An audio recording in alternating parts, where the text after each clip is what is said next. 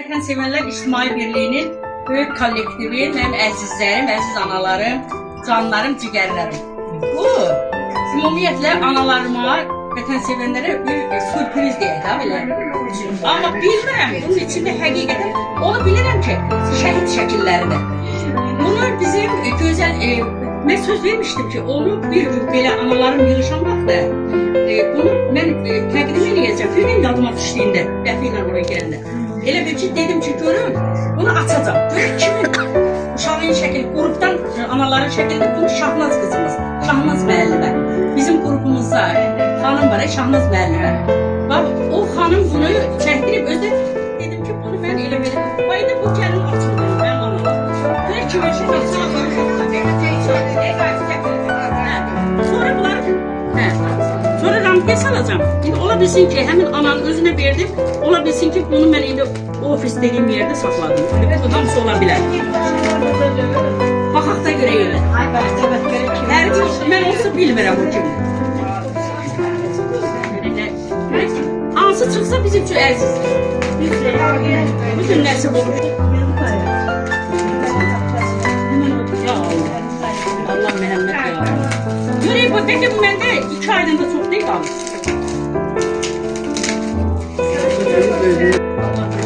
Bismillahirrahmanirrahim. Böyle kimdi?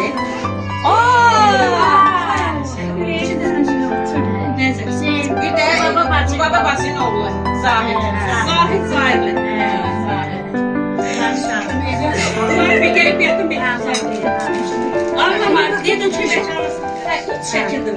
Ya bu da 50'dir. 50'dir. Nasıl olur? Anlama gerçekten.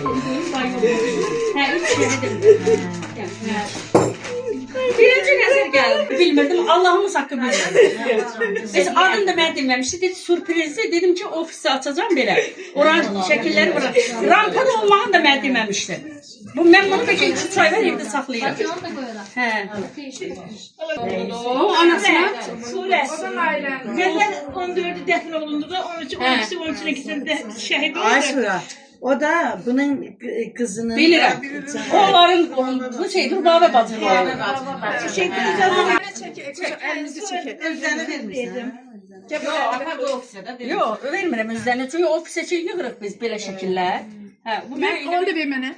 Hər 15 mən də oğlum təzə şəhid olub, elə bir ki, ayın 15-i günü dərs başlayır. Bacımın nəvəsi instituta daxil olub. İndi birinci uşaqları həm də o günü şəhidləri anam edirlər də. Bir də paylaşdırıblar şəkilləri, sürpriz kimi də. Sürpriz deyil o. Bir bacımın qızı, bacımın nəvəsi. Nəvəsi qızdır, Nigar adında.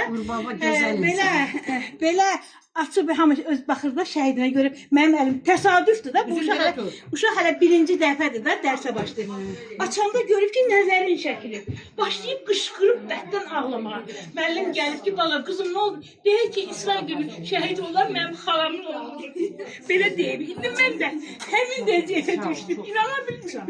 Yaxşı da, yaxşı. Sağ olun ana.